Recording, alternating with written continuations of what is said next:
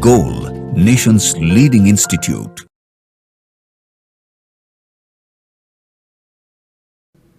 Hello students, today we are going to discuss the question of inorganic chemistry of the examination, spot test number 12 for the NEET 2024 which was held on 18th April 2024. We will discuss the inorganic question of this examination. Question number first जो inorganic का है वो second है. Arrange the following in increasing order of ionic radii. Ionic radii के बारे में क्या है? C4 minus N3 minus F minus O2 minus, सारे के सारे आइसो इलेक्ट्रॉनिक है. ये सब के पास नंबर ऑफ इलेक्ट्रॉन 10 है.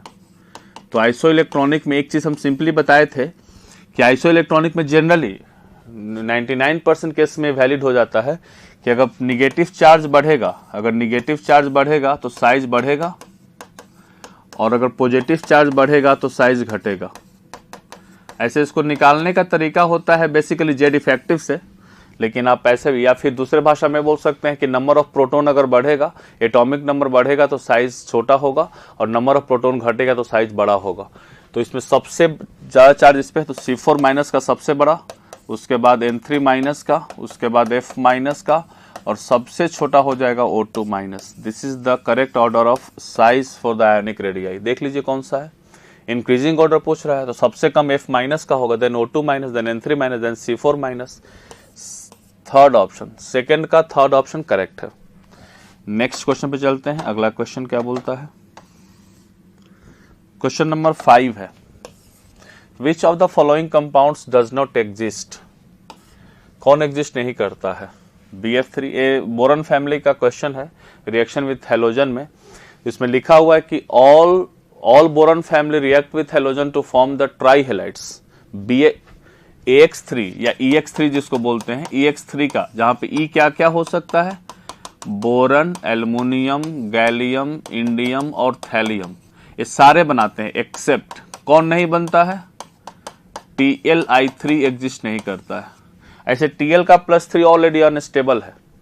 इसका रीजन क्या है? इसका TLI3 एग्जिस्ट नहीं करने का कारण क्या है कि Tl का +3 अनस्टेबल है. क्यों अनस्टेबल है? Due to inert pair effect. Inert pair effect की वजह से अनस्टेबल है. ठीक है, इनर्ट पेयर इफेक्ट की वजह से अनस्टेबल है. तो ये चाहता है Tl+3 की Tl+1 में चला जाए, लेकिन इसको ले जाने वाला कौन रहेगा? कोई रहेगा तब ना सपोर्ट करने वाला. इसको यहां से आ जाएगा तो रिडक्शन करेगा, तो यहां पे एक रिड्यूसिंग एजेंट होना चाहिए ना, तब नहीं रिडक्शन करके +1 में चला जाएगा. तो अब पता होना चाहिए कि I- पूरे हेलोजन में I- एक सबसे अच्छा, एक गुड रिड्यूसिंग एजेंट या इन हेलोजन ग्रुप इन X- के सीरीज में सबसे अच्छा रिड्यूसिंग एजेंट कौन है? I-. तो I- का रिड्यूसिंग प्रॉपर्टी बहुत अच्छा है. TlCl3 एग्जिस्ट करेगा. TlCl3 में दिक्कत नहीं. क्यों? क्योंकि TlCl क्लोरीन वहां पे उतना अच्छा रिड्यूसिंग एजेंट नहीं है, ब्रोमीन उतना अच्छा रिड्यूसिंग एजेंट नहीं है कि Tl को +3 से +1 में भेज दे. लेकिन आयोडीन एक बहुत अच्छा रिड्यूसिंग एजेंट है, और Tl+3 को तुरंत किस में भेज देगा? +1 में. इसलिए TlI3 एग्जिस्ट नहीं करता है. ये जब बनेगा तो TlI बनेगा और साथ में I2 रिलीज कर देगा. तो TlI3 एग्जिस्ट नहीं करता, बाकी सभी एग्जिस्ट करते हैं. BF3 एग्जिस्ट करता है. TlCl3 बिल्कुल एग्जिस्ट करेगा. TlCl5 संभव ही नहीं है, इसके लिए 5 बॉन्ड बनाना पड़ेगा, और थैलियम के पास मैक्सिमम बॉन्ड बनाने की कैपेसिटी 3 है, कोवेलेंसी 3 है, 5 बना ही नहीं सकता, संभव ही नहीं है. अगर 5 बनाएगा तो इसके ऊपर कोऑर्डिनेट बॉन्ड होगा, माइनस चार्ज लेगा वो, जो कि गलत है. माइनस चार्ज है नहीं, तो इसलिए संभव ही नहीं है. तो यही नहीं बनेगा. बोथ ना. कौन एग्जिस्ट नहीं करेगा? Option number 3. क्वेश्चन नंबर 5 का सही ऑप्शन होगा ऑप्शन नंबर 3. अगले क्वेश्चन पे चलते हैं. Question number 8. Match the column 1 with column 2 है. कॉलम 1 में कुछ कंपाउंड गिवन है, कॉलम 2 में इसका hybridization of central atom given है. ठीक है, देखिए आसान सा क्वेश्चन है. Na के ऊपर +2 चार्ज है, Na के ऊपर +2 चार्ज. और याद रखना, निकल +2 अगर सिर्फ अमोनिया के साथ आ रहा है ना, वनली अमोनिया यहां पे है, तो यहां पे Na+2 के लिए वीक फील्ड की तरह काम करता है, स्ट्रॉन्ग फील्ड की तरह काम नहीं करता है. लेकिन अगर यही अमोनिया में कोई एक कार्बन डोनर आ जाए तो फिर अमोनिया स्ट्रॉन्ग फील्ड की तरह काम करना शुरू कर देगा, उसको सपोर्ट कर देता है। लेकिन अगर सिर्फ अमोनिया आए या फिर इसके साथ वाटर आ जाए, कोई ऑक्सीजन डोनर या हेलोजन आ जाए, तो फिर अमोनिया भी वीक फील्ड की तरह काम करता है। लेकिन याद रखिएगा Na+2 में अमोनिया के साथ अगर कोई कार्बन डोनर लिगेंड आ जाए तो उस केस में ammonia will act as a strong field ligand. लेकिन अमोनिया सिर्फ अमोनिया हो या फिर अमोनिया से कोई वीकर लिगेंड आ जाए, ऑक्सीजन डोनर या हेलोजन डोनर, तो फिर Na+2 के लिए अमोनिया भी वीक फील्ड की तरह काम करता है। ये वीक फील्ड की तरह काम करेगा, हाइब्रिडाइजेशन sp3d2 होगा, आउटर ऑर्बिटल कॉम्प्लेक्स का फॉर्मेशन करेगा। प्लेटिनम है +2, प्लेटिनम +2, और क्लोरीन इसके लिए स्ट्रॉन्ग फील्ड की तरह काम करेगा। क्यों? क्योंकि 4d और 5d के लिए सारे के सारे लिगेंड स्ट्रॉन्ग फील्ड की तरह काम करते हैं, इसलिए भी स्ट्रॉन्ग फील्ड की तरह काम करेगा। तो यहां पे जब स्ट्रॉन्ग फील्ड की तरह काम करेगा, SFL की तरह काम करेगा, तो इसका हाइब्रिडाइजेशन क्या हो जाएगा? कोऑर्डिनेशन नंबर 4 है, DsP2 हाइब्रिडाइजेशन हो जाएगा। NiCO4 बहुत बार डिस्कस कर चुके हैं, NiCO4 निकल के ऊपर 0 चार्ज, sp3 हाइब्रिडाइजेशन होता है। ऑल द कार्बोनिल एक स्ट्रॉन्ग लिगेंड है, लेकिन फिर भी इसको पेयरिंग करवाता है, वह 4s के इलेक्ट्रॉन को खाली करके 3d में भेजता है, ए पेयरिंग करवाता है, और 3d के इलेक्ट्रॉन को पेयर नहीं करवा पाता है, और इसलिए इसका हाइब्रिडाइजेशन sp3 होता है, न कि DsP2 होता है। कोबाल्ट का +3 ऑक्सीडेशन स्टेट है, ऑक्सीजन डोनर एक स्ट्रॉन्ग फील्ड की तरह काम करेगा, ऑक्सीजन या ऑक्सिलेटो C2O4 2- एक स्ट्रॉन्ग फील्ड की तरह काम करेगा, और इसका हाइब्रिडाइजेशन हो जाएगा इनर ऑर्बिटल कॉम्प्लेक्स D2sp3। तो इसका sp3d2 सेकंड, इसका सेकंड, इसका DsP2 थर्ड, इसका sp3 फर्स्ट, और इसका D2sp3 फोर्थ ही होगा। देख लीजिए कौन सा ऑप्शन है, ए का सेकंड, बी का थर्ड, सी का फर्स्ट और डी का फोर्थ। सेकंड ऑप्शन सही लग रहा है, देख लिया जाए। तो इसलिए क्वेश्चन नंबर 8 का सही ऑप्शन होगा ऑप्शन नंबर सेकंड। नेक्स्ट चलते हैं अगले क्वेश्चन पे। क्वेश्चन नंबर 11, ये सर्शन रीजन का क्वेश्चन है। Bond dissociation energy of F2 molecule is less than that of chlorine molecule. बिल्कुल सही है। बॉन्ड डिसोसिएशन एनर्जी की अगर बात करें तो सबसे ज्यादा Cl2 का होता है, उसके बाद Br2 का होता है, उसके बाद F2 का होता है, उसके बाद I2 का होता है। क्यों? क्योंकि F और F के बीच में जो लोन पेयर 3 हैं, एक किसमें प्रेजेंट है? सेकेंड शेल में, और सेकेंड शेल में प्रेजेंट होने की वजह से साइज छोटा है इसका, और साइज छोटा होगा तो रिपल्सन क्या होगा? बहुत ज्यादा। तो इनके बीच में रिपल्सन बहुत ज्यादा है, और रिपल्सन ज्यादा होने की वजह से स्टेबिलिटी क्या हो जाता है? कम, बॉन्ड एनर्जी घट जाता है। स्टेबिलिटी कम, और स्टेबिलिटी कम होने से बॉन्ड एनर्जी भी घट जाता है। इसलिए फ्लोरीन का बॉन्ड एनर्जी रिपल्सन होने की वजह से बहुत घट जाता है। सेकेंड शेल का साइज छोटा है, रिपल्सन बहुत ज्यादा है, इसलिए बॉन्ड एनर्जी घट जाता है इसका। क्लोरीन सही है, कोई दिक्कत नहीं। थर्ड शेल का साइज बड़ा है, कंपेरेटिवली बहुत बड़ा होता है, सेकेंड और थर्ड के बीच में गैप बहुत ज्यादा है। इसका फोर्थ है, इसमें भी कोई दिक्कत नहीं है। आयोडीन का 5 है, तो 5 का साइज तो और बड़ा हो जाएगा ना, तो रिपल्सन पे डोमिनेट नहीं कर पाता इसलिए। और F2 और I2 के बीच में बहुत ज्यादा डिफरेंस नहीं है बॉन्ड डिसोसिएशन एनर्जी का, थोड़ा बहुत कहीं डिफरेंस है, लेकिन ऑर्डर ए होता है। तो F2 का बॉन्ड डिसोसिएशन एनर्जी कम होता है, Cl2 का ज्यादा होता है, सही स्टेटमेंट है। Due to inter electronic repulsion between FF bond length in F2 molecule is higher than C। ना, ये गलत है, ये गलत है। ये सही है कि इसका रिपल्सन ज्यादा होता है, इस वजह से इसकी स्टेबिलिटी घट जाती है, लेकिन अगर बॉन्ड लेंथ का बात करेंगे तो सबसे छोटा F2 होता है, then Cl2, then Br2, then I2। Bond length में कोई दिक्कत नहीं है, बॉन्ड लेंथ इतना ज्यादा रिपल्सन नहीं होता है कि बॉन्ड लेंथ को बढ़ा देंगे, बॉन्ड लेंथ नहीं बढ़ाते हैं, रिपल्सन अलग चीज है। बॉन्ड लेंथ बढ़ाना घटाना ये उसके कॉन्सिक्वेंसेस पे डिपेंड करता है कि उसका कॉन्सिक्वेंसेस कितना डोमिनेटिंग है। तो इतना डोमिनेटिंग नहीं कि इसको बॉन्ड लेंथ को इफेक्ट कर सकता है, बॉन्ड लेंथ का ऑर्डर यही होता है। तो ये गलत स्टेटमेंट है। तो assertion is true, reason is false. Assertion is true, reason is false. 11 का सही ऑप्शन होगा ऑप्शन नंबर फर्स्ट। नेक्स्ट चलते हैं अगले क्वेश्चन पे।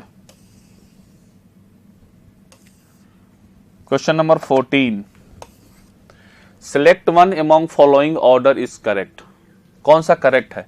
बेसिक स्ट्रेंथ अमोनिया फॉस्फिन सही है, डाउन द रूट जाते हैं बेसिक स्ट्रेंथ घटता है, यही सही है, फर्स्ट ही सही है।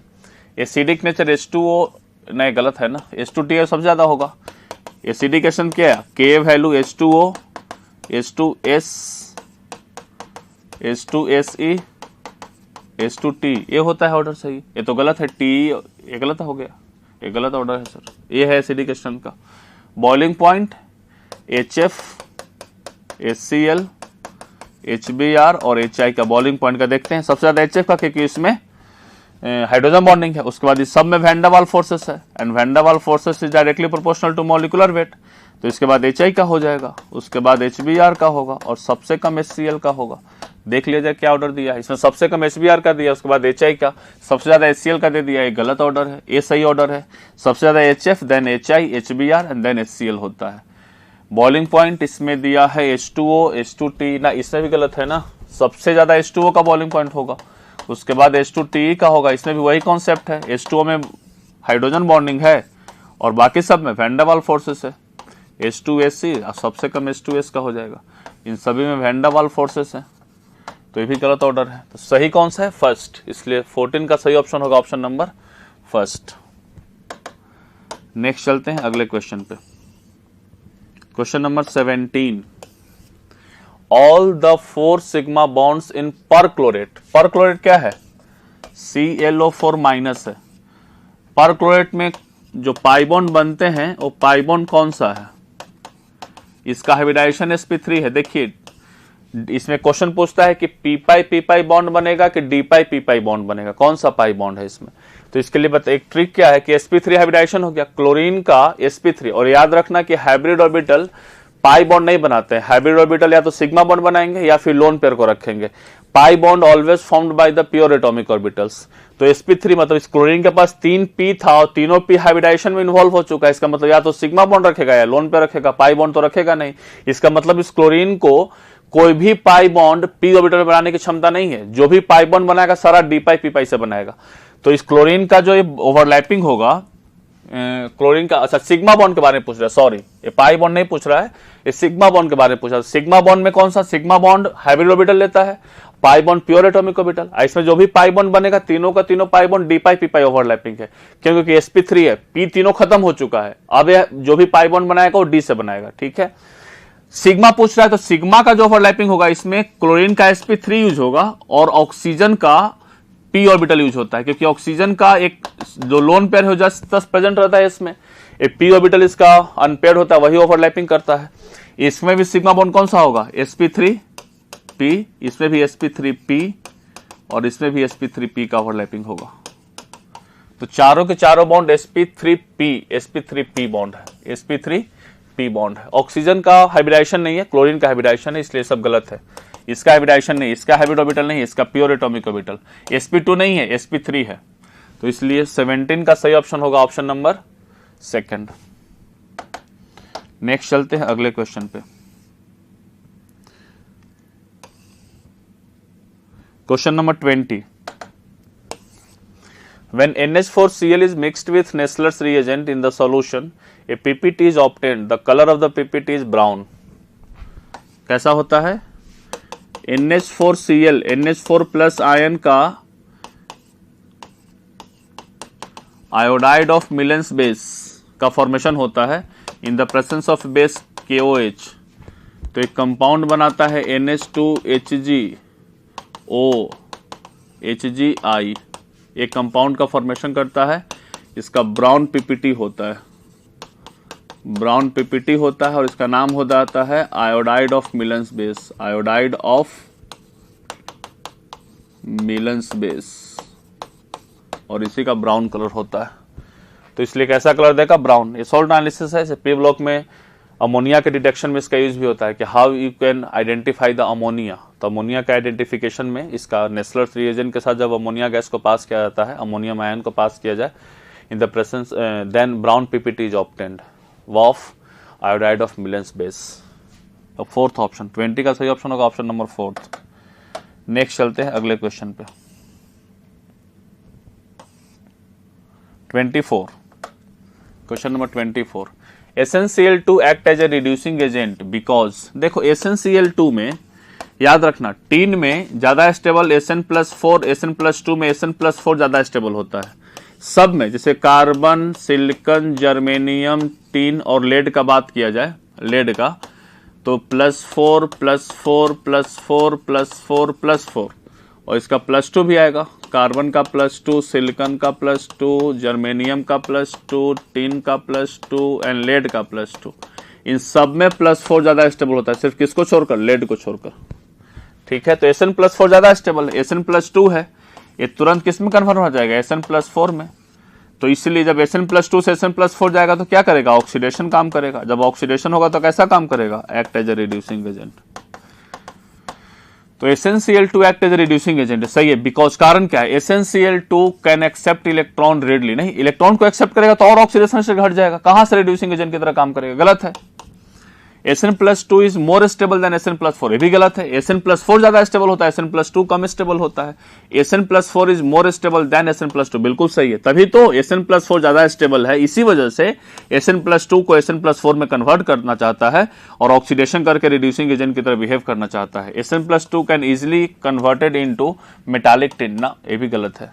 तो इसका रीजन सही है थर्ड, इसलिए 24 का सही ऑप्शन होगा ऑप्शन नंबर थर्ड।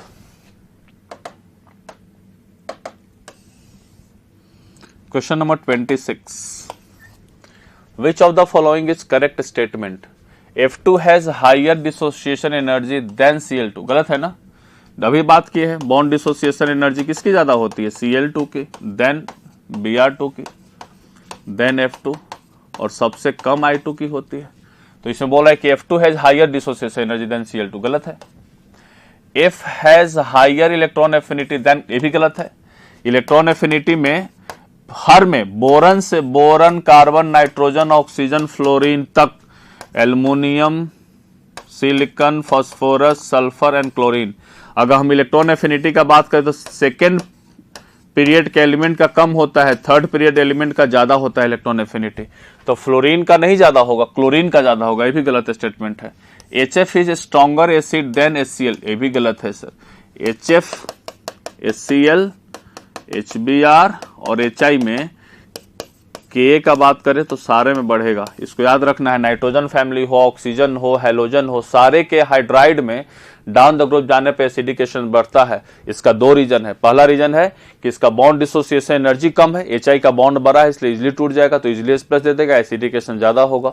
दूसरा, इसका कंजुगेट एनायन इन लोगों का डाउन द ग्रुप जाने पर स्टेबिलिटी बढ़ती है क्योंकि कंजुगेट एनायन का साइज बड़ा होगा। ग्रुप में हम लोग साइज देखते हैं, ग्रुप में जितना बड़ा साइज होगा उसका डिलोकलाइजेशन एनायन का उतना ही बड़ा इलाका में होगा। जितना बड़ा इलाका में डिलोकलाइजेशन होगा उसका इलेक्ट्रॉन डेंसिटी एक पर्टिकुलर जगह पे घटेगा, स्टेबिलिटी क्या हो जाएगी उसकी, बढ़ जाएगी। तो इसी वजह से सभी में नाइट्रोजन के हाइड्राइड हो, ऑक्सीजन के हो, हेलोजन के हो, डाउन द ग्रुप जाने पर एसिडिकेशन क्या होता है, इसका इंक्रीज करता है। तो इसीलिए HF is a stronger acid than HCl, गलत स्टेटमेंट है। Boiling point increases down the group in halogens, ये सही है। हेलोजन के लिए F2, Cl2, Br2 और I2 सभी में वैन डर वाल फोर्सेस हैं। मॉलिक्यूलर मास बढ़ेगा, वैन डर वाल फोर्सेस बढ़ेगा, इसका melting point and boiling point बढ़ेगा। तो बॉइलिंग पॉइंट का ऑर्डर यही होता है, डाउन द ग्रुप बढ़ता है, ये सही स्टेटमेंट है। तो करेक्ट पूछा है तो करेक्ट कौन सा होगा, फोर्थ। तो 26 का सही ऑप्शन होगा ऑप्शन नंबर फोर्थ। नेक्स्ट अगले क्वेश्चन पे चला जाए। 29, the incorrect statement is, incorrect statement कौन सा है, I2O7 is an insoluble solid, ये सही है।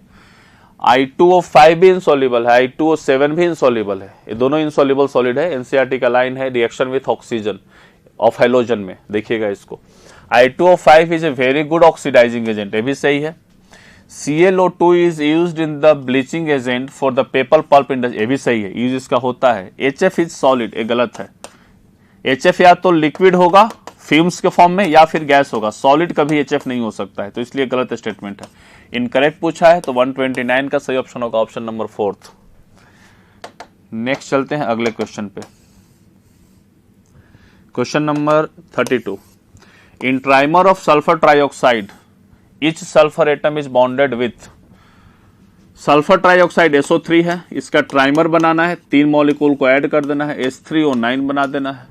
H3O9 का स्ट्रक्चर बनाने वाला है SOO SSO double bond O double bond O double bond O double bond O double bond O double bond O। एक सल्फर कितना ऑक्सीजन जुड़ा हुआ है, 4 एटम से, 4 ऑक्सीजन एटम। तो 132 का सही ऑप्शन होगा ऑप्शन नंबर फर्स्ट। एक सल्फर 1 2 3 4 ऑक्सीजन जुड़ा हुआ है, 4 ऑक्सीजन एटम। 32 का सही ऑप्शन होगा ऑप्शन नंबर फर्स्ट। नेक्स्ट चलते हैं अगले क्वेश्चन पे। 35, only iodine forms hepta fluoride, ठीक है। IF7 बनता है ड्यू टू स्टेरिक क्राउडिंग, बड़ा साइज एकोमोडेट, ब्रोमीन का साइज इतना बड़ा नहीं है कि फ्लोरीन के साथ फ्लोरीन को अपने तरफ एकोमोडेट कर सके, रिपल्सन ज्यादा हो जाता है। But chlorine and bromine gives the pent-up, बिल्कुल सही है। IF7 बनता है, बस इसका कोई नहीं बनता। इसमें IF5 बनता है, BRF5 बनता है, CLF5, बस इसके अलावा और तीसरा कुछ भी नहीं बनता है। 3 में आ जाओ तो IF3 बनता है, BRF3 बनता है, CLF3 बनता है और एक और बनता है BRF3 बनता है, बस यही बनता है, सॉरी BRCL3 बनता है, इसके अलावा और कोई नहीं बनता। इतना ही बनते हैं, ठीक है। इसके अलावा कुछ भी नहीं बनता है इसमें यही बनता है और इसमें सब बनते हैं, ऑल एक्स टेस्ट में ऑल, कोई इसमें एक्सेप्शन नहीं है, सारे बनते हैं। कोई दिक्कत तो नहीं ना, ये चीज होता है। तो but chlorine and bromine gives pentafluorides, pentafluoride जो देते हैं सही है, ये पेंटाफ्लोराइड देते हैं। IF7 IF5 BRF5 CLF5 देते हैं। IF7 सिर्फ बनता है, इसका रीजन क्या है? लो इलेक्ट्रोएफिनिटी ऑफ आयोडीन, ना ये गलत है, इसका वजह से नहीं होता है। Unusual pentagonal bipyramidal structure of, ना ये भी नहीं है। The large iodine atom can accommodate more number of smaller fluorine atom around it, बिल्कुल सही है। देखो इलेक्ट्रॉन एफिनिटी का कोई लेना देना नहीं है बॉन्ड फॉर्मेशन से। पेंटागोनल बाइपिरामिडल स्ट्रक्चर से क्या मतलब है? अरे ब्रोमीन से बने या फ्लोरीन से बने, उसको तो पेंटागोनल बाइपिरामिडल स्ट्रक्चर बनाना है, उससे कोई मतलब नहीं है। लो केमिकल रिएक्टिविटी ऑफ IF7, ना ये भी गलत है। इसमें सबसे बड़ा रीजन क्या है कि आयोडीन का साइज बड़ा होता है। स्टेरिक रिपल्सन जो बनता है, जो नहीं बनता है, तो नहीं बनने का कारण क्या है? Steric repulsion. नहीं बनने का कारण क्या है? स्टेरिक रिपल्सन, और कोई कारण है नहीं। तो इसलिए 35 का सही ऑप्शन होगा ऑप्शन नंबर 3। नेक्स्ट चलते हैं अगले क्वेश्चन पे।